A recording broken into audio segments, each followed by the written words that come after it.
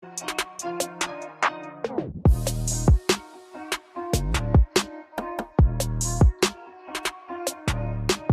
is up, basketball fans? Welcome to the NBA Outlet. I'm your host, Nick Fay. With me, as always, Kory Waldron. We're recording our first post-All-Star break podcast. Kory, how are we doing? Doing good. This is, when basketball becomes almost playoff level intensity for a majority of the duration of this last bit. Post All-Star break, we get a nice little reprieve. The players are going to come back nice and relaxed. This is the eye of the storm, if you will. Yeah, I mean, we're getting ready. These games are really going to matter. Playoff seeding is starting to become apparent. And also, like you mentioned, we have a little bit of rest. It's weird not having basketball for 3 days, but it was an excellent All-Star weekend. And we're going to talk about that a little bit later. Before we get into it, though, quick reminder, you can find us on iTunes, Google Play, Spotify, OTGBasketball.com, and YouTube. Before we get into All-Star weekend, though, we got some recent news. I'll go through all of them, and then we'll break it down. John Beilein and the Cavs look like they'll be mutually parting ways at some point this season. The Bulls are going to be looking at replacing Gar Forman in their front office, add a new GM by the end of the year. DeMar Carroll was bought out, and it looks like he's going to sign with the Rockets along with Jeff Green. But let's start with the Cavs and John Beilein. We've kind of mentioned this a couple times this year. There was already rumors like the first month of the season he wasn't really fitting with Cleveland. So what were your thoughts when you saw this news? December 6, 2019, I had a tweet. And I said the first coaches to be fired are David Fizio and Jim Boylan, and then enter the race, John Beilein. And that was, I think, after it came out that the coaches the veteran players didn't really like Beilein's. They weren't really meshing, which obviously never bodes well. And now we get the report that they're both looking to mutually part ways. It just wasn't the right guy for the job. I don't necessarily. Realistically, we don't know the direction that this Cavaliers team is trying to take. Trading for Andre Drummond was an interesting move when you still have guys like Kevin Love and Tristan Thompson on the roster. You have some young guys on the roster as well, but the direction is still kind of up in the air. And John Beilein, maybe he's not the guy, maybe he is the guy, but if you don't think he is, before you go any further with whatever direction you're taking it, maybe it's time to part ways. Maybe he's not necessarily happy at the NBA level. We kind of know that college coaches don't always translate to the NBA so smoothly. So this could have just been a relationship that just was kind of doomed from the start. Yeah, and I think like after that whole thing with calling them thugs, saying he was calling them slugs or whatever it was, I forgot about that one. That just like kind of hurt the relationship and it hurt the perception. And then like you mentioned earlier in the season, there was complaints that he was coaching them too similar to college players and using college terminology instead of NBA stuff, and the players didn't really enjoy that. And like you mentioned too, we see this a lot with college coaches coming to the NBA. It just doesn't work out because you're dealing with a different type of person. You're not dealing with a young man. You're dealing with, a grown man most of the time, or people who are adults and have been in the NBA and doing things on a different level. And it's also was mentioned in the reports that Beilein is unsure about his coaching future in general. So I think at that point, if he's unsure, he doesn't necessarily have the passion. Think if you're the Cavs, you're probably looking to get rid of him and trying to figure out what you want to do. Like you mentioned with the Andre Drummond pickup, and now you have Kevin Love on the roster, and Tristan Thompson's going to be a free agent, Drummond possibly be a free agent, or he'll opt into his deal. It's like, what is our goal for next season? Are we going to continue the rebuild? Or are we going to try to be competitive? Are we going to compete for a playoff seed? Are we going to be like that in between? I think you need a clear-cut direction, and you need a coach that matches that direction. I think the whole Beilein thing didn't really work in general, and I don't think it was the perfect fit. Now you have an opportunity to get the right fit and set the Cavs franchise in the right direction. Yeah, this is going to be an interesting couple of months to see how this plays out. The Cavaliers... they do have some quality pieces. Obviously, what direction Drummond and Kevin Love take in the future will be big if they try and trade those guys away or flip them. But it's not all is lost for the Cleveland Cavaliers. I think that's one thing to know. It's just getting the right personnel in there. Yeah, there's some good players in the roster, and I think there's probably a fair argument that they shouldn't be the worst team in the Eastern Conference. Like, they do have Kevin Love, they do have Tristan Thompson, they do have Cedi Osman, they do have some solid players, and the fact that they get consistently blown out and look terrible, I think some of that's coaching. It's also some of the player morale on that team, but they do need to make some type of changes moving forward. But getting to the other Central team, like I mentioned, the Bulls will be making some front office changes, looking for a new GM. This is something that's been talked about for literally years. Like, people have talked about the Bulls needing to change their front office. So this was really no surprise for me. What did you think about it? It's time. Yeah, it's been time. It's, we've constantly, when what was his name? When Fred Hoiberg got fired, that's when we were all saying like Fred Hoiberg isn't the problem necessarily in Chicago, but when the front office doesn't take blame, the blame falls to the head coach generally, and that's what I think the Fred Hoiberg situation was. He never really gave him a team that fit his style of play. Or the style of offense he liked to run. This was a guy who loved to space the floor, and they went out and gave him Dwayne Wade, Rajon Rondo, and Jimmy Butler, and said, "Okay, space the floor." So it's about getting some sort of competent front office in there once again to get the Chicago Bulls team back on track. I think Zach LaVine was on First Take, and they even asked him about Garth Brooks, and he kind of like laughed at it a little bit about the current roster construction. So yeah, it's time to make some changes. And figure out a different guy to put together this roster.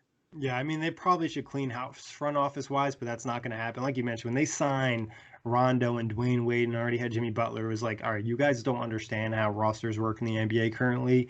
And Fred Hoiberg was never really given a roster that fit his style of basketball. So it's just been set up for failure, and that's what they're hoping to change. But moving on to the West, like I mentioned, Amari Carroll bought out by the Spurs. He was on the 3-year deal, I believe. Last year, partially guaranteed. He did give back $5 million. But it is a surprise because you don't see players typically bought out when they have multiple years left on their contract when they sign this previous offseason.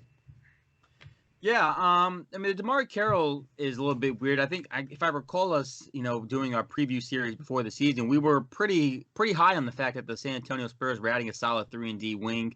It just felt like he was going to be the prototypical type of San Antonio Spurs player, a unselfish guy who would fit right in, and he really never got in.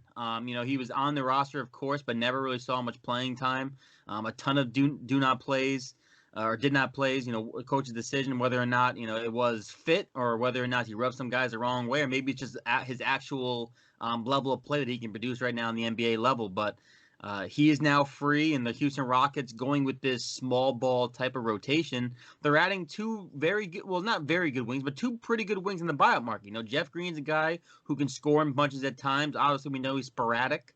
Never really got going with the Utah Jazz earlier this year, but both guys can be serviceable. Their only job is to be, to knock down wide open threes and to play solid defense. They're not going to be asked to do a ton. This Houston Rockets team is going to thrive off of everyone playing, continuity type basketball, spacing the floor. And both these guys can probably fit in pretty well.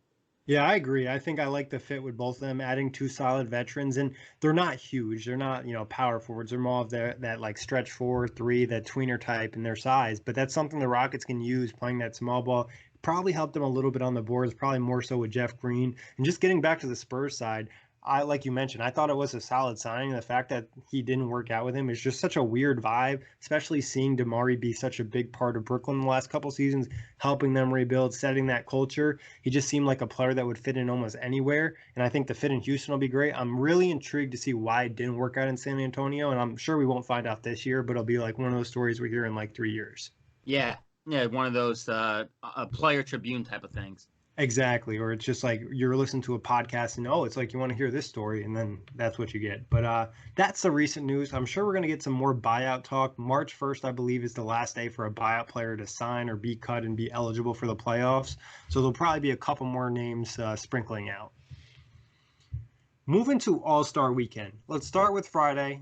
We had the celebrity game. I didn't really watch much of that. If you have thoughts on that, you can drop that in. But Rising Stars, that was pretty interesting. Typical all-star type game. It was like a dunk competition / 3-point contest in a game style. Yeah, I got nothing to say on celebrity. I didn't watch it. I saw some of the Stephen A. Smith antics from the sideline after the game. I thought that's comical. And then the Rising Star game, I caught bits and pieces of it, watched a lot of the highlights. The fact of the matter is those guys, it's going to be a damn shame if we never see Zion Williamson and John Morant in a dunk contest. True. We saw a lot of these guys. I thought the whole Miles Bridges tweeting, I'm gonna go now at halftime, like sitting up and then balling out in the second half and winning MVP was pretty fun. There's a lot of young talent in the NBA. I can't remember a Rising Stars game that had so many big name players, which were all sort of making a huge impact already, right? Like normally we see two All-Stars. Right. Like normally we see young promising players in the Rising Star game, but we're seeing NBA players that are already making an impact in their first and second years. And as you said, two of them are All-Stars. Yeah, I mean, you look at Luca, arguably a top 5 player this season. You look at Trey, I think there's an argument maybe top 15, top 20 for this season, and at least in productivity. So those guys being in the game, that was just fun. The half court shot, and then there's that picture of Trey and Luca, and I think that's something fans really enjoyed. The Miles Bridges thing was awesome. Like we've all had that moment too when you're playing video games and like you're just kind of chilling, relaxing, and then something happens that pisses you off, and you're like, okay, I'm playing now. And that's kind of what happened with them. And he got the game MVP, so that was cool. I enjoyed the Rising Stars Challenge. I don't think you have high expectations going into it. It's just kind of just a purely fun game, and that's exactly what it was. Yeah, we all know that feeling. Somebody talks fast or something happened, you just gotta get going. It's entertaining though. I think I'm not sure. I mean, if they adapted a different format similar to what we're going to talk about with the All-Star game, I think the Rising Star game could even be more fun. But either way, they're highlighting young talent, and the league is in such good hands. Yeah, I think that's like the best part is you get to see some of these young players play together, and they already have relationships that you just don't necessarily know about because they maybe played AAU basketball. I think that's the case with Zion and John Morant. So you saw some of that chemistry, you see some of the relationships, some of the interactions on the court, and it's always fun. And it's kind of like just a fast forward of like, all right, who's going to be an all-star in the future? Because you look at that game, and like we mentioned, there's already 2 guys, but there's probably at least 5 to 10 other guys that could be potential all-stars in the future. Yeah. Now, on to Saturday, which a lot of people view as the best day of All-Star Weekend. Skills Challenge, we don't really have to talk about it because I don't think the Skills Challenge has anything that makes it super exciting, unless you have an idea that you think could spice up the Skills Challenge. I don't think so. I got to be honest with you. I'm pretty sour on the Saturday event. I'm not, like, it's one of the, it's just a day, like, I'm just not, I remember, like, growing up and being so hyped over Saturday, the dunk contest, the skills challenge, the 3-point contest. It just doesn't have the same pop to me now. I mean, obviously we're talking about dunk contest. This was a very good dunk contest. But like the skills challenge, it's so mundane. Like I don't know how you spice. They need to make it harder. Yeah, or maybe like add like a relay or like your or something. I don't know. So them to speed it up. Maybe it's team based instead of so one-on-one based. I'm glad that Sabonis was somehow the runner-up.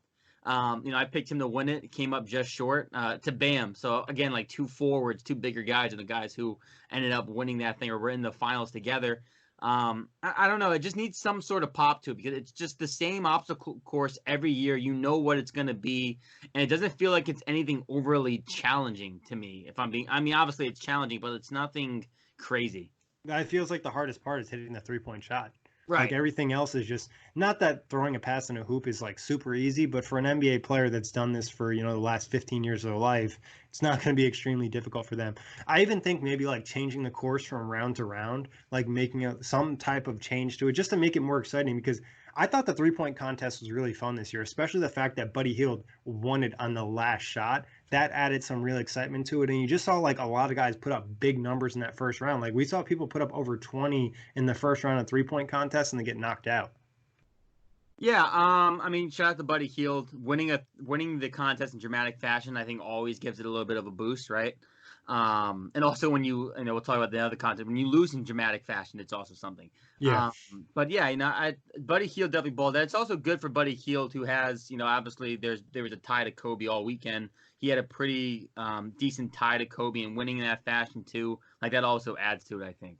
Yeah, our guy Gus actually wrote a great piece talking about the relationship Buddy Hield had with Kobe Bryant and how it kind of helped him get to this point in his NBA career. Find that on otgbasketball.com. But I almost like sometimes wish the 3-point contest was like longer. And I get it. Like it's a lot, shooting so many shots, but it's like so weird. It goes from like, what was it, 8 guys to then down to 3, and then you have the winner instead of like. Yeah, it should be like either 3 a rounds tournament or more guys advance. Like why all of a sudden are we like cutting half the field or 3/4 of the field? Yeah, exactly. Like maybe just like a slower cut down, but I get it. Like it's hard because you're putting up so many shots in 60 seconds. What'd you think about the Mountain Dew 3-point shot? It was interesting. I understand. Again, we're talking about adding new wrinkles to the skills challenge. That was a new wrinkle, right? I mean, This is where guys shoot in games at the regular now. Why not implement that into the 3-point challenge? Because the 3-point contest, in today's NBA, you're not just shooting from the 3-point line anymore. You're shooting deeper. You're shooting where you think you're hot. We know Dame Lillard, Trae Young, Curry, they're all logo jump shooters. So I don't hate it. I think it adds a little bit more to the game. I think the one, just a little bit off topic, I just think they need to add maybe even like a different event, like a one-on-one event, which I know is talked about a lot. I know the big three leagues going to be implementing that into their league somehow. Like that's an event that could bring in just like added attention, having Jimmy Butler and Paul George, for example, go one-on-one, or whoever the case may be. So even like King of the Hill format, where it's just like, okay, you stay until you lose, like we see them do at the Olympics all the time. And it's like you only get 3 dribbles and it's quick. Yeah. So, I mean, I think that would be really fun. And just getting back to the 3-point shot, I liked it. I was kind of surprised no one elected not to shoot it, because I was thinking to myself, like, hey, just use that extra time and shoot through your racks a little bit smoother instead of having to rush around. Yeah, that's a good point. Especially for someone like, I was just thinking about Joe Harris, Jack's guy, and like you could definitely tell that going to that shot threw off his rhythm, like going from rack to rack, because he had to like take a step back. Only added 10 seconds, right? It was in 70 seconds instead of a minute. Yeah, exactly. Yeah, and maybe even adding the time slightly. Like, but then again, like, when does adding too much time become an advantage to the player? Yeah, it's true. I thought it was a good like spice up. The first round was like okay, and then like Buddy Hield ending, then leading to the dunk contest, which obviously Aaron Gordon should have won, but we'll leave that for another day. What did you think of the actual event, though? Good contest. I didn't check in until I think the second round. Whenever Dwight Howard dunked in the Superman cape, so I think that was his second dunk. Yeah, that was his second dunk, and he was probably the worst dunker of everyone there. Yeah, even though the one dunk he had, when he like spreads out his arms and does like the 180, like that is a very challenging dunk. He made it look very easy with just the fact that he's a big guy and can dunk, and it just threw it down. But the dunk contest was good. I thought Pat Connaughton, throwing some retro backs, white man can't jump was funny. Derrick Jones, I thought threw down some monster slams, and Aaron Gordon, jumping over people. Not sure still how he lost. But yeah, I was pretty impressed with this year's dunk contest. We had high expectations for Derrick Jones Jr. and Aaron Gordon. And I don't think they really disappointed. No. Dwight Howard is a guy you probably just didn't want in the contest. Like I wish we had Zach LaVine instead of Dwight Howard. Yeah, there's plenty. I mean, Diallo, who won last year, should have been given a shot instead of Dwight, because like Dwight can only do so much at this age. I like Pat Connaughton's dunk where he tapped it on the backboard and then dunked it. Like, that's not something I've seen before in the NBA dunk contest. I thought that was really fun. I mean, Derrick Jones Jr., like, the man, like, literally, like, floats in the air. It's kind of crazy. And then Aaron Gordon jumping over Taco. I just don't understand, like, how he didn't get the dub after that. Like, I get it. He didn't fully clear him, but then we have to remember, Taco is, like, what, 7'6"? Like, he's a giant human. Yeah, even with his shoes off, but 7'5", so it's still a tall guy. I don't understand how it's a 47. I think D Wade just wanted the Heat dude to win. That's what Common made it seem like afterwards, because they asked him and they said it was supposed to be a tie. It's what it felt like for sure. And also, like, not that Derrick Jones' dunk was easy, but I don't know, like they were all kind of the similar dunks. Like he had like a dunk package, and he went like dunk 1, dunk 2, dunk 3, dunk 4, and they all had similarities. Like dunking from 1 foot in the free throw line is obviously crazy impressive. Going in between the legs too is hard, but like.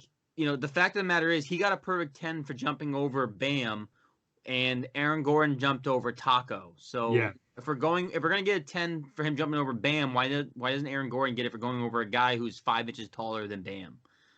That is just like a flaw in the voting system or the grading system. Yeah, they need to have more of a criteria for like the scores too, because I think at one point Dwight got like a 50 for one of his dunks, and it was like a good dunk, but it wasn't a 50. I think like they need to not hand out 50s unless it's something that everyone's like out of their seat for. It just feels like sometimes they just give everybody good scores. Yeah, that's true too. They need better judges. Like that's what it is too. Is like sometimes it's just like random judges, or they're just like having fun instead of actually trying to like see who's the best dunker. Yeah. Anything else for Saturday you want to mention? It's gonna be a damn shame that we're never gonna have Aaron Gordon in a dunk contest again, because it sounds like he's done. That's my one takeaway to end Saturday. I would too. I would be pissed if I was him. I think the only way you get it back is if Zach LaVine's like, "Come on, Aaron, let's go do it again." But I don't think Zach LaVine's going to do it again based off the interviews I heard from this past weekend. Yeah, I think also for a guy like Zach LaVine, he's trying to change the image of himself, right? Get rid of that dunker title. Yes, exactly. So I think that's why we won't see him until he has some like actual regular season success. Maybe makes a playoff appearance. He doesn't want any more narrative to be he's the guy that makes dunks. Yeah, and I get it. I understand because I think like a lot of casual fans think, hey, Zach LaVine, oh, he can dunk. Like no one really thinks, oh, he averages over 20 a game. So, but getting to Sunday, All-Star game, we had the different format. Everyone complained about it. It was so complicated. It was not complicated. It turned out to be amazing and probably one of the best fourth quarters I've ever personally watched in an All-Star game. It was an enjoyable game from start to finish. Obviously, the first half, the first quarter or so, they're playing loose. There was still a little bit more engagement, I feel like, than there normally is. Both those teams, throwing down some dunks. I mean, we saw Chris Paul catch a lob. I know. I had to double check that like 3 times to make sure that was really Chris Paul, especially because all the numbers are the same. Yeah. Kawhi Leonard was hitting just everything the first half. Chris Paul also hit, I think, 7 threes. And as you mentioned, like did Trae Young hit the half court in the All-Star game, or is that the Rising Star game? No, he hit it in the All-Star game. And it's funny because he was talking to the TNT crew before the game, and Shaq was like, "Yo, hit it from half court right now for us." He missed 2, but he did it in the game.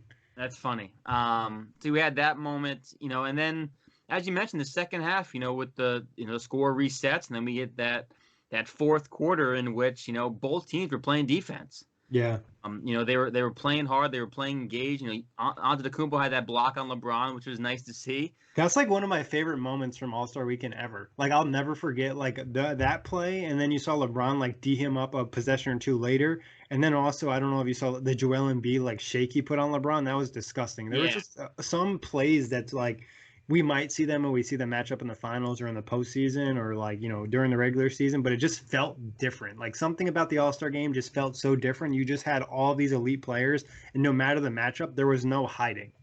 Yeah. And I kind of felt, being nostalgic, I kind of wanted or was like playing out of my head what a Kawhi, LeBron, Anthony Davis team would look like. Yep. Every time I saw them sharing the ball, I'd be like, man, like if you imagine those 3, like this wouldn't even be a competition this year.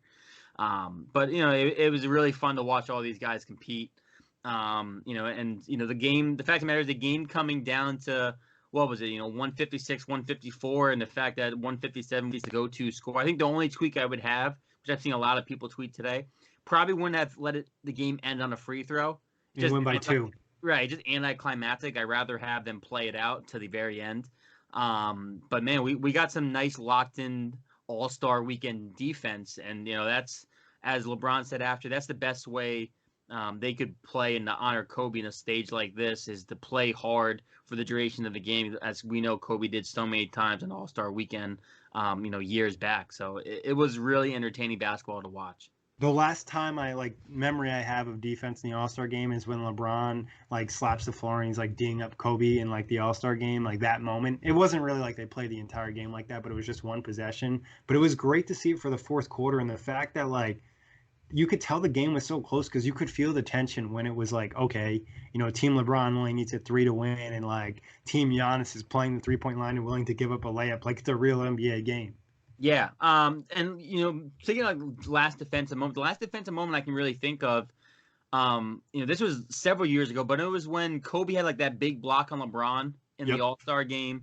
It's funny that Kobe's the first guy that comes to mind when I think defense in the All-Star game, but yeah, when we had guys locked in. Also, I heard a funny story that James Harden was apparently, as I think Jan Stevens said this in his post game, that they wanted to attack James Harden.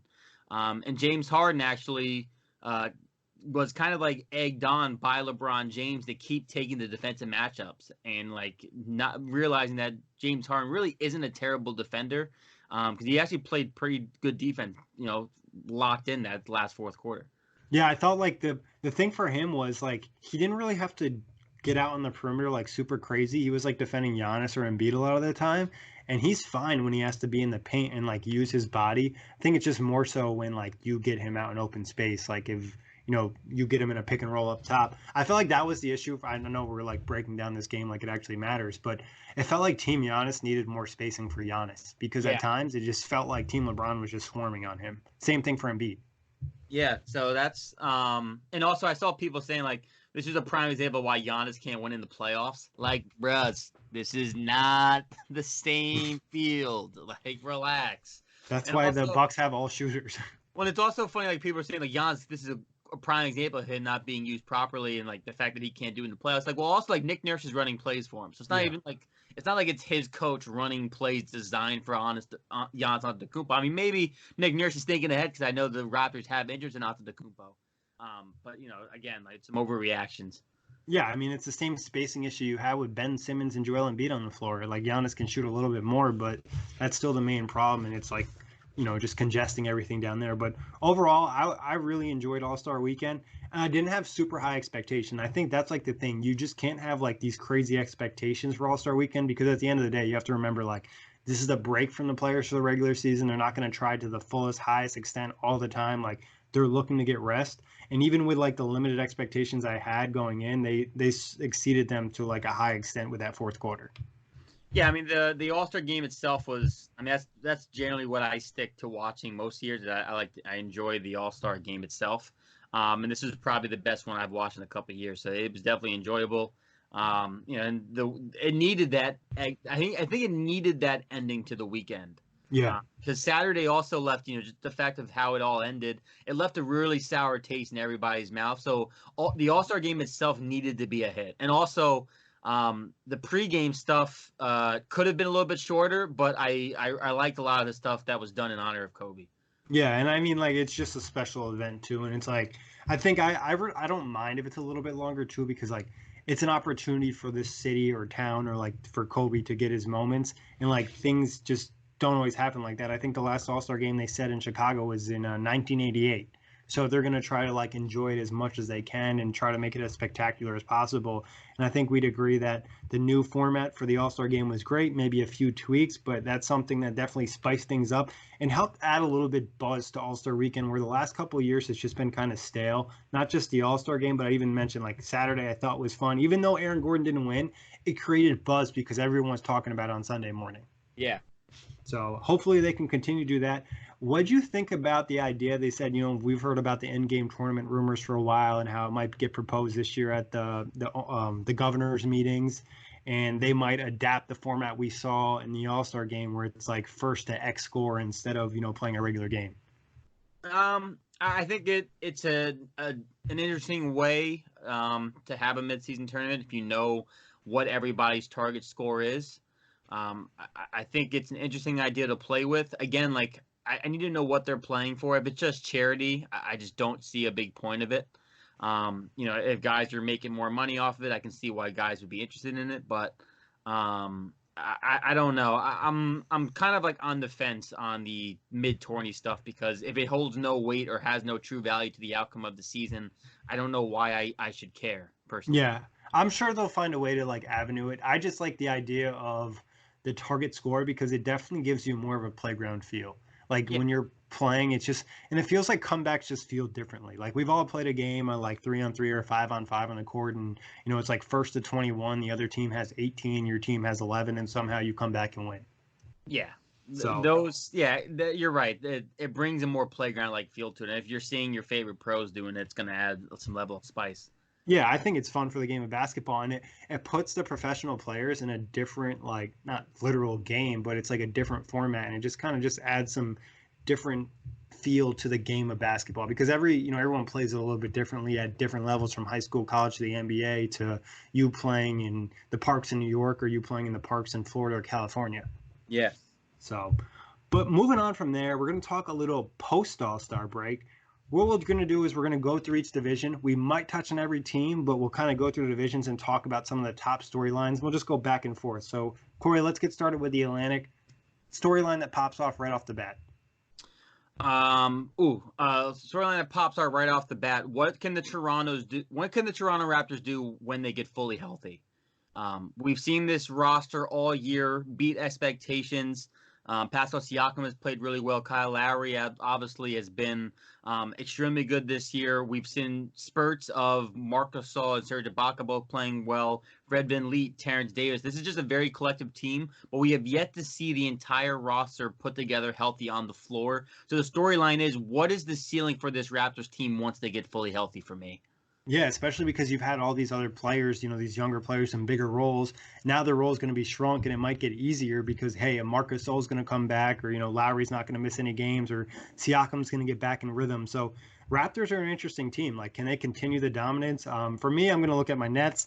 And it's going to be pretty similar. Like, how healthy will they be this season? Like, will Kyrie Irving be able to maintain his health for the rest of the season and find some chemistry with the team? Will we see the return of Kevin Durant? Will somebody else on the team get injured? So I think for the Nets, it's like, how healthy can they be? And if they are healthy, what type of level of chemistry can they get? No, I mean that's a big issue for both. Not a big issue, but that's one of the things about the Nets or Raptors, and obviously the Raptors have navigated it slightly better. But they also haven't had such injuries, to such like Kyrie Irving, who missed obviously a huge chunk of this season. The Nets' health is imperative. It's going to be interesting to see how this team gets back on track.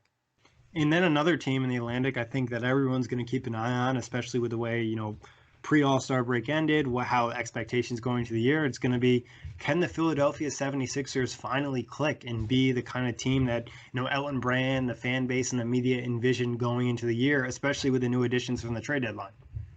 No, man, you hit it. This is definitely a team to watch. Obviously, Joel Embiid is also back on Twitter, back on social media, because he claims that it helps add fuel and keeps him motivated. So we're going to find out.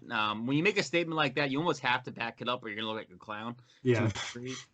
It is good that we're seeing, the Ben Simmons and Joel Embiid Instagram posts of my brother trying to put to bed that there's any tension between the two of them. You saw Ben Simmons smack his ass.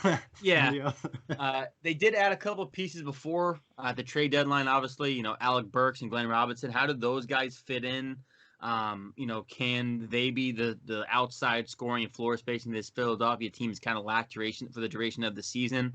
And will Brett Brown be able to kind of navigate this ship to get this team to those expectations before the season, as you mentioned? And I think for the Sixers too, is like they might have one of the biggest nuclear options in terms of like the NBA, where if things don't go well this second half of the season or in the postseason, we could see Brett Brown fired. We could see big pieces move. We could see Joel Embiid or Ben Simmons move. So a lot of what happens over this next 25 or 30 games, whatever it is going to play a huge impact in the offseason, not only for the Sixers, but possibly the entire NBA. Yeah.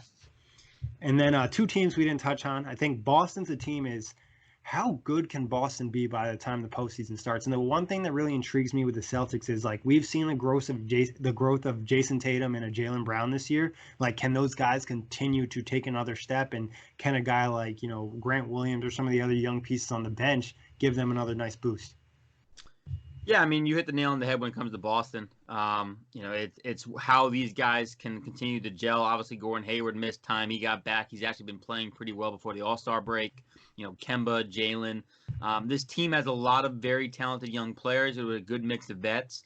And then again, for them to have deep playoff run or to reach, a really high ceiling, they need a lot of these young guys to pop off, specifically at the center position. Obviously, they run this kind of next man up mentality of who's ever got the hot game or the hot hand probably gets the touch between Canner, Daniel Theis, and Robert Williams. So who can kind of navigate that ship and what Brad Stevens can do.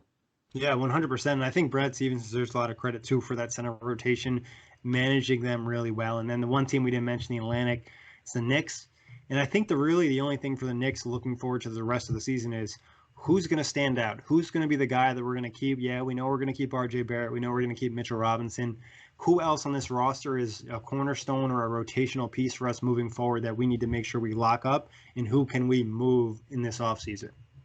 Yeah, I mean, that's all that needs to be said. Which of these young guys can you for sure say is a part of your future? 100%. And getting to the Central, I'll let you take first dibs because I know you probably got something on the Pacers. Yeah, for me, it's the Pacers. The Pacers somehow ended their 6-game winning streak going into the All-Star break. I mean, I can tell you why Antetokounmpo didn't play, so they were able to beat the Bucks despite blowing a 25-point lead in that game. But they're, the thing to watch for the Pacers is, can Victor Oladipo, find some sort of his form, and if he can't get into 100% Victor Oladipo form from last year or the year before, can they just find some chemistry in that starting five? I don't know the exact number anymore, but I know they were shooting 27% over 5 games from home from 3, struggling with the deep ball. Can this team find some cohesion after a 30-17 start Oladipo got back, and they've just kind of lost their identity at this point in time. Yeah, I think, Oladipo's health is huge. Anytime a player of that caliber comes back, like what level can he get to? And like you mentioned, the cohesion and just watching, the Pacers and Nets game before the All-Star break, it just felt like the team wasn't in sync when he was out there. It almost felt like at times that they played better when he wasn't on the floor, and that's no disrespect to Oladipo. He's just still trying to find his way, and he's playing with so many new pieces, like you've mentioned a lot in the show. Just like, can they get that type of cohesion before the postseason? And like, is it going to be able to? Are they going to be able to find that? Because he's going to continue to get better as the year progresses, and then it's going to continue to kind of adjust with their chemistry, and then also like the usage rate for different players. Yeah, it's always interesting to see how a big name player gets integrated back into a team when they've had so much time playing without him and different guys playing bigger roles and minutes. It's a huge shakeup to a rotation, especially when the team was successful too. And like right. the Pacers dealt with a lot of injuries and they still were able to win games. That's another low-key storyline I throw out. And this is just my personal opinion. I don't think there's been anything reported on it. I don't think Malcolm Brogdon is healthy. I think if he gets 100% healthy, that also raises his team, because right now watching him, it looks like it hurts to run and he lacks real explosion. That was actually one of the first questions asked Nate McMillan following their loss to their last loss to the Raptors, I believe, or whoever they played on that Monday before the Bucks. I think it was the Nets. The Nets. They asked if Brogdon was hurt, and he said no, Brogdon's healthy. It sure didn't look like it. Right, but watching the game, it clearly looks like he's dealt with some back spasms this year. As we know, he's got bad feet and a plantar fasciitis. So I feel like one of those two issues has been an issue for him since Victor Oladipo got back. He just doesn't have the same pop. He's getting burned by defenders pretty easily. So I 100% agree. Brogdon's health is also imperative. So Victor Oladipo may not have to force things as much. Yeah, and I think also you could probably look back to Brogdon having such a high usage rate early in the season, maybe that coming back to have a toll on him. But looking at some of the other central teams, I think for the Bucks, we know they're the best team in the NBA right now, at least arguably. The question will be, can they get that 70-win mark? Yeah, I mean, the storyline, can they be one of the few teams in NBA history to hit that historic win total? And also, I would just say, how do some of these new pieces fit in? Well, not new pieces, but a guy like Marvin Williams, who they picked up off the buyout market. What does his role look like with this team? And when they get closer to the end of the season, what is their playoff rotation actually going to look like? Obviously, they play a pretty deep rotation. A lot of guys play minutes. I think they're one of the few teams that kind of go 9 to 10 men deep on their rotation on a nightly basis. So who become the go-to 8 guys? Because generally in the playoffs, your rotations shrink to about 8 guys. So who will be the 8 guys that the Milwaukee Bucks lean on come playoff time? Yeah, definitely. And can Marvin Williams add pop, or is he just going to kind of sit the bench? It'll be interesting with that. We kind of already talked about the Bulls and their front office and how that's probably going to be a major storyline. I think the only other thing for them is team happiness. How pissed off are the players by the end of the year? Is Boylen still the coach? Is Zach LaVine unhappy? There's even rumors of Lauri Markkanen not being happy with his role. So, what is the whole team morale in Chicago? Yeah, for sure. What transpires the last couple months? Maybe do they do a buyout before March 1st for a guy like Thaddeus Young? I don't think that's even in the cards or has been reported. I'm just saying it'd be interesting to see if they decide to hold on to their vets when their season's kind of over. Just to touch on the Detroit Pistons, for them, I think it's seeing if Christian Woods, it seems like the Detroit Pistons believe that they're okay moving out with Andre Drummond because they think Christian Wood could be their next center of the future. Does he show something then the year if he can be that guy? Obviously, Derrick Rose has been healthy at stretches and has really been productive, but he's kind of sunken into getting hurt what it feels like every other week. It's just kind of finding out what of these young pieces are going to move forward because the Pistons are officially in full rebuild. Yeah, it's figuring out the situation of what's good, what's bad, who should we keep and whatnot. Kind of similar to the Knicks, but earlier along in the process. And then Cleveland, we mentioned John Beilein will probably be out as coach. And for them, it's like we mentioned earlier, what direction are we going in? Are we going to that full rebuild? Are we going to move Kevin Love? Or what are we going to do with Andre Drummond? Is it going to be a sign and trade? Are we going to trade him next year? Is he going to opt in? And also, what are we going to do with our guards? Do we think this guard combo can be successful for us moving forward, or do we have to look to move one of these guys too? Yeah, it's all about figuring out which guys you're going to roll with, as we mentioned earlier. I don't have too much more to add besides, figuring out if Sexland is going to be the backcourt of the future. And if you're going to be able to move Kevin Love this offseason perhaps, or Andre Drummond, or are you going to try and roll with those guys going forward? Yeah, I think that's pretty much going to be like the storyline for most of the bad teams. It's either like what pieces are going to fit or how unhappy are our players by the end of the season. That kind of leads to the Southwest with Washington. I'm just kind of looking at Bradley Beal. Like, is he going to be happy or is he going to be pissed off ending the season and demanding that trade? Yeah, Bradley Beal is going to be an interesting guy. We already heard the rumblings of his happiness or unhappiness, I should say. I think really, realistically, it will also depend on what news we hear about John Wall. Obviously, I don't think he's playing this year. I think he's already been ruled out. But, how is his progression going? I know that he's already been dunking a little bit. Like, does he look like he's going to be able to be some form of himself going forward as well? But Bradley Beal's definitely got to monitor. Yeah, I mean, John Wall's looked pretty spry for someone coming off the injuries he's had. So it's a good storyline to keep an eye on. And then Hornets, we'll keep an eye on their cornerstones. We know a Devontae Graham, Ismail Bridges, that guy. Who else on this roster? Malik Monk, whatever it may be. I think you look at the Heat, too. You think, all right, are these new additions? Andre Iguodala, Jay Crowder, are they going to fit in? Are they going to take us to the next level? Or are we going to kind of just maintain what we were? Yeah, for the Heat, it's kind of figuring out this rotation for the rest of the season. And also just kind of seeing, what is the true position or that you need to address? Because obviously the Miami Heat star hunt, right? And this team is clearly another star away. So it's also figuring out of which guys of this current nucleus can you package into a bigger deal for maybe a Bradley Beal if he becomes available this offseason. Does Tyler Herro become a guy you think you can move and sell high on, or is he a guy you think you want to keep as a long-term asset? So it's also kind of figuring out where Miami, because we all know Miami is probably a second-round exit team. They're going to be a tough team come playoff time, especially if they're healthy. But realistically, this team is a piece away from actually being contenders and likely a team that makes a bigger splash this offseason to solidify that. Yeah, it's a great point. It's like also getting value for some of the younger players, like adding value to them or even some of the veterans they acquired. But looking at the Hawks, I think their storyline for the second half of the year is just like, can we be more competitive? We added Clint Capella, we added Dwayne Dedmon, we added some pieces. Like, is this going to help us be more competitive and make Trae Young happy? You hit the nail on the head, partner. That's exactly what it is when it comes to the Hawks. Are these the moves that make Trae Young, who a couple months ago said, I'm tired of losing, I need some help, enough to kind of just edge the ship and show to him that we're trying to make moves to get better, while also maybe adding a guy like Clint Capella can be their center of the future, because he's, again, not a guy who's overly old.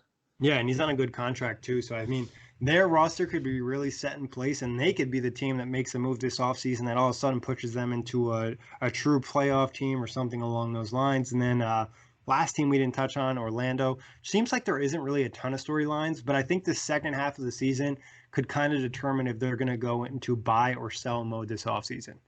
I mean, 100%. I mean, obviously, Markelle Fultz has been the real big story out of Orlando. I think for a while it was Jonathan Isaac, but unfortunately he got hurt. But it's been Markelle Fultz. He's been playing extremely good basketball, so I think you can heavily put your faith in the fact that Markelle Fultz and Jonathan Isaac are two pieces for sure in the future.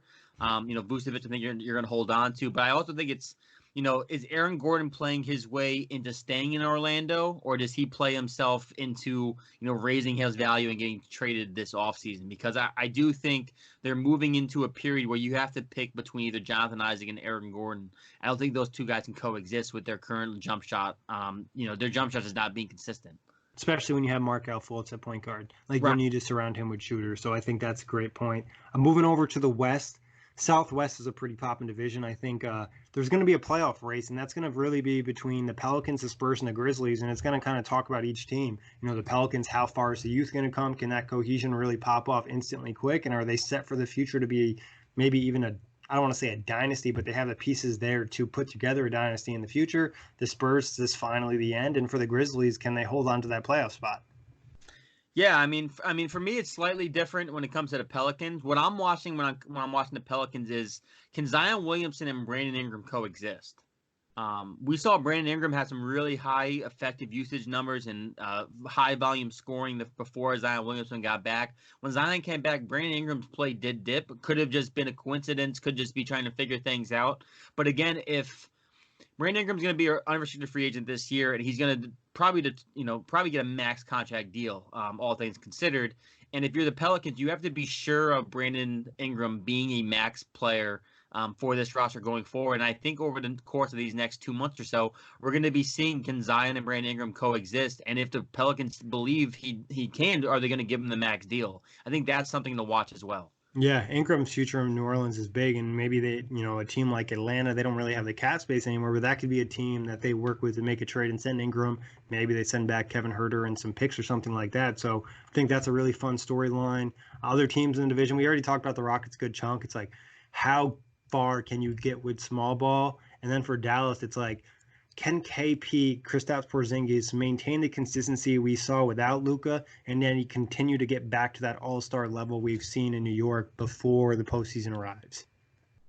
Yeah, the Rockets is can they be anything more than a very successful regular season team? Yep. This is like another one of those systems that Mike D'Antoni puts in place. We see great regular season success, and then in the playoffs, it just doesn't work out, and they're out in 6 games. So I think that's one thing to watch for the Rockets. And as you mentioned with the Mavericks, Luka Doncic is back and healthy. We saw guys like Kristaps Porzingis, even Tim Hardaway Jr., all really step up when Luka was out to keep this team afloat. And those guys keep that confidence level up and also remain productive, given the fact that their usage rate and volume will probably shrink with Luka back. Yeah, that's going to be interesting for Dallas, and I think it's going to be like Rick Carlisle figuring out the best rotations and trying to get these guys to maintain that level of play. But moving on to the Pacific, I think, we got some big stuff to talk about here. I think for the Clippers, maintaining health and developing that chemistry, because Paul George has missed so much time. Kawhi has missed so much time. They've had injuries across the roster from Pat Bev to, guys just missing a week here and there. It just feels like they haven't been fully together for a large span of games. Can they get that before the playoffs start? Yeah, that's the playoffs are what it's all about, right? 100. And we're trying to figure out the right rotations, figure out who's going to be healthy and not healthy. I think that's the biggest storyline, especially with how the season's been so far. And then Lakers, I think it's not as much about chemistry because we know they have. I was going to say, you heard the Paul George rumor today? I did not. Doc Rivers is extremely worried about Paul George. Is in terms of his health? Yeah.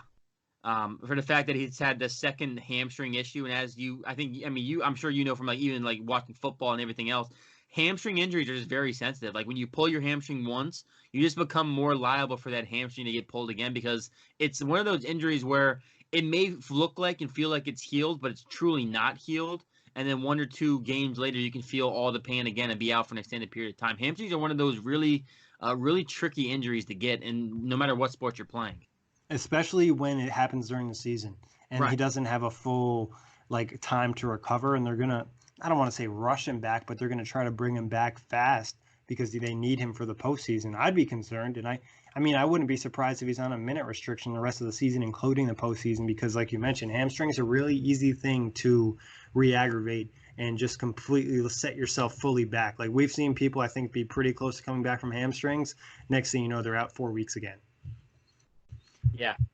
Moving on, talking health still, I think for the Lakers, I mentioned chemistry is great for them. Now it's just maintaining health. All right, are getting healthy into the playoffs. We know Anthony Davis has had a long injury history. LeBron has been great most of his career. He dealt with a groin last year. They still have some older players, though, like a Rajon Rondo, a Danny Green, a Dwight Howard. These are guys that are up there in age. So I think for the Lakers, just kind of maintaining their level of play, but not giving up any injuries. Yeah, this is the team they're going to be rolling with, right? They struck out the deadline. I don't know why I said it like that. They didn't get anybody in the buyout market yet. Obviously, there's still time for them to find somebody, but Darren Collison not coming out of retirement was a huge blow for them, I'm sure. So is this roster? Wham, we're just killing it right now. Is this roster good enough to make a deep playoff run as constructed? And can you stay healthy? And as you said, some of these vets, can you get more from them? Like Danny Green hasn't been anything special overall so far with the Lakers. Definitely started off hot, but his production is clearly not what it once was.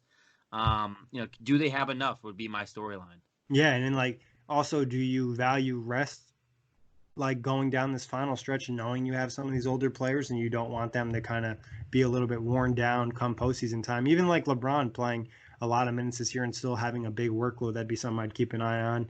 For the Suns, though, Devin Booker's happiness, he sees his buddies, Karl Anthony Towns and D'Angelo Russell playing together in Minnesota. Does he get upset with the Suns lacking competitiveness, not making the playoffs, not really competing for the playoffs once again, and finally asking out? Yeah, I mean that's got to be the story to watch, right? Is when does Devin Booker's frustration levels reach a new high? Obviously, him making the All-Star game, even though it was an injury stub, was still big for him, who was clearly one of the guys who was collectively felt to be a snub from All-Star Weekend initially. It's can this Suns team remain competitive enough for Booker to remain happy, and can also does DeAndre Ayton look like a guy for the future as well? I think we're still trying to figure out who Ayton is as a player. His last stretch before the All-Star break was the best stretch of basketball I think he's played his entire career. So that's a good sign for the Suns. I don't know if it's enough to make Devin Booker happy, but like you said, something to keep an eye on. For the Warriors, not really much. Like their season sucks. Their stars are injured. The real question is maybe do we see Steph and Clay for a couple games just for them to come back and get some court time? I don't think so, but that'd be something to just keep an eye on. Yeah, and also just to see, what does Wiggins look like? True. You almost just, forget he's there. right? Just see how Wiggins looks with now in Golden State. And as you mentioned, if those guys decide to get healthy and play, maybe we see what it could look like in the future. But again, I lean with you as to the fact of I wouldn't want to see Curry or Clay touch the court again this year just because. Yeah, and this is just a quick All-Star thought. Those were like two players that I really missed at All-Star weekend, like Steph Curry and Klay Thompson. I also just obviously the energy. I miss KD too. Like those three guys were the guys that I like wanted to see in the game, especially with that like really close game. Knowing Steph being out there who can hit from literally anywhere on the court, and then KD, one of the best, if not the best scorer of all time, like down in that stretch when you need a possession. I saw somebody tweet out like, "Yo, KD's playing this game. It's over 10 possessions ago just because he can score in anyone." Yeah, also, I mean, just the piggyback of it, even like not having a guy like Kyrie in there felt weird. Yeah, because I mean, he's won, All-Star MVP. He's had those highlight moments, so it's just weird not having some of these big stars, and it just stuck out a little bit more for some reason. I don't know exactly what it was. Maybe it was just a higher level of competitiveness that you just wanted to see the best of the best out there. No disrespect to Kyle Lowry, would have rather saw Steph Curry or Klay Thompson or Kyrie Irving, not somebody taking charges.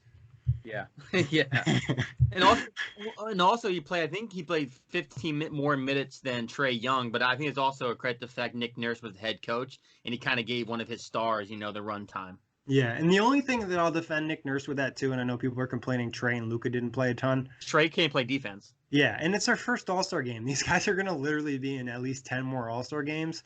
Let some of these older players like Chris Paul and Kyle Lowry, it could possibly be their last All-Star game. Fair.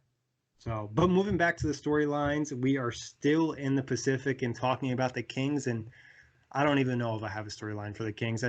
Can they be a competent NBA franchise by the end of the season? Yeah, that's got to be one of the storylines. I don't even know what they're doing. I know that Harrison Barnes said he's not going to shave until they get over 500, so he may be waiting a very long time. The year's 2048. Harrison Barnes still hasn't shaved. Yeah, I think also I think it'd also be seeing like monitoring the Buddy Hield situation. Yeah. I know there was rumblings that he's not happy about coming off the bench. I know that I said on this podcast a couple weeks ago, I figured he was coming off the bench because they wanted to try and up Bogdanovich's value before the trade deadline. But then it came out that they weren't interested in moving Bogdanovich anymore. They wanted to keep him long term. So, again, I don't think you can keep Hield and Bogdanovich on this roster long term. So we may be also kind of figuring out which guy they're going to pivot towards going forward. Yeah, I think that's a great point with Buddy Hield, and I think a lot of people are interested in him with his 3-point shooting. So the Kings, we thought going into last year that okay, maybe they're starting to take some strides in being a good franchise, but it's like they've taken steps back. But on to our last division, we got the Northwest. I kind of mentioned this storyline earlier, and this is going to just be fun to watch, is Karl-Anthony Towns play with one of his best friends in D'Angelo Russell. Yeah, I mean, this is what Karl-Anthony Towns has been pleading for. And I'm sure D'Angelo Russell at this point in time probably just wants to find a team that's not going to get rid of him. Yeah, you feel bad for D'Lo to an extent. Yeah, I mean, especially I know you being a Brooklyn guy can say this better than most. He was a big part of that culture change and flip over in Brooklyn. The minute they flipped the culture, unfortunately, to upgrade talent, some guys have to go, and D'Lo was that guy, right? I mean, yep. You're gonna get rid of D'Lo 10 out of 10 times. You're getting Kevin Durant. It's just how it goes. Doesn't mean D'Lo isn't a very good young and promising player in the league. But the fact of the matter is, you're adding a once in a lifetime generational player regardless. So I think D'Lo hopefully finding a home in Minnesota.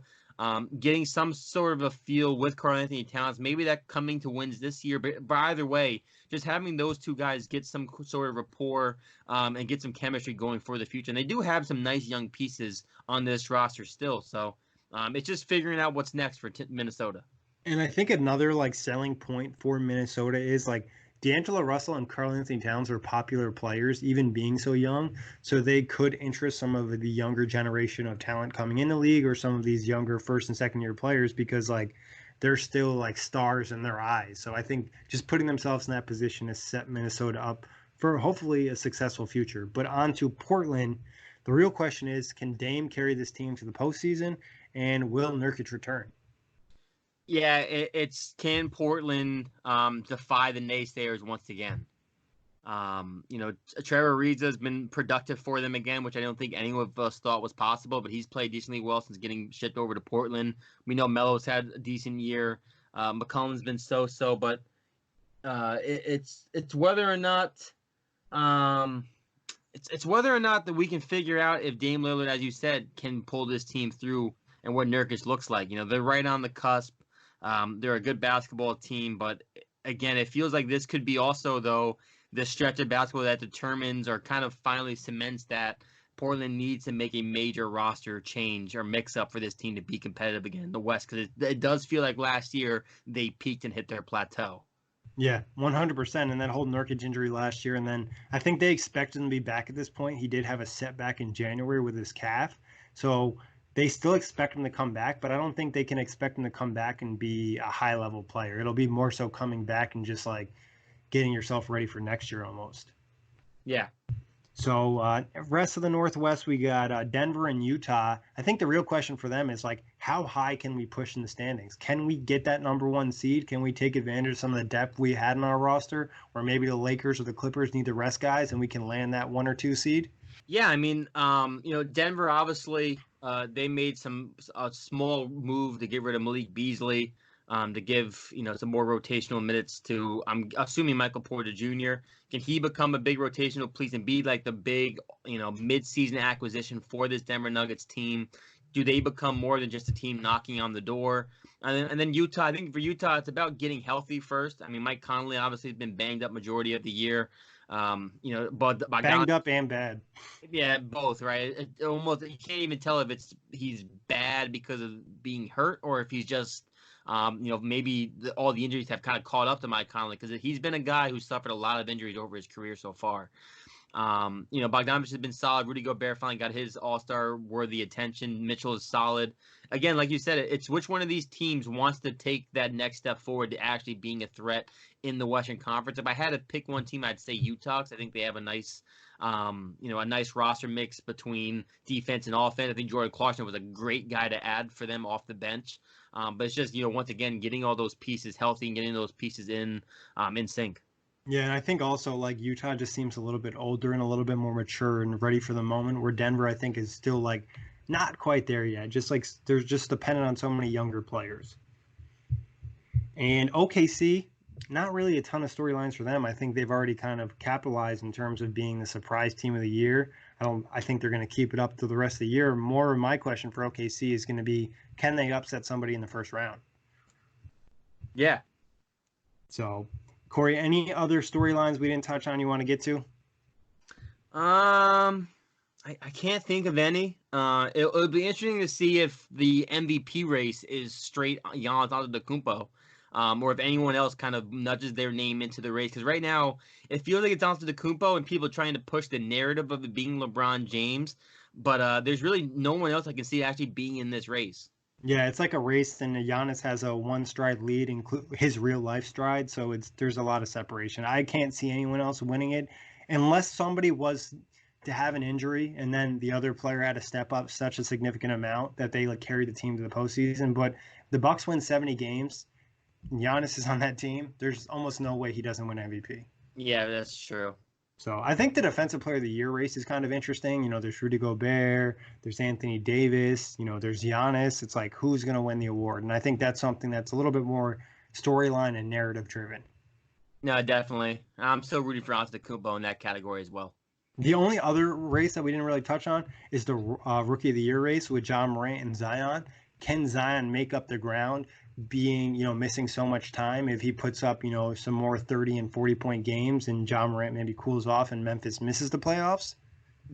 What you just said is the big deciding factor, I think, for that race will be of the Grizzlies, Pelicans, do one of those teams make the playoffs? And I think if the Pelicans make it, especially because they were out of the playoff race before Zion, if By they a make it decent with chunk too. Zion in, right, and if they make it with Zion in, I think that pushes Zion's case that much farther ahead of Ja Morant's. Whereas Ja Morant, they need to continue this level of success while the Pelicans don't catch them. I think realistically, if whoever makes the 8th seed between these two teams, if it's one of these two teams, that guy will win Rookie of the Year. I think that's a fair point because, like you said, the storyline. Having force too of that team making the playoffs, if we're being honest. Yeah. So, I mean, hey, it's going to be an interesting post All-Star break. And like Kory mentioned earlier in the show, this is when things really start to pick up. Teams start competing at another level, getting playoff ready and trying to get those spots. But as always, a pleasure, Kory. Big thanks to everybody for listening. You can find us on iTunes.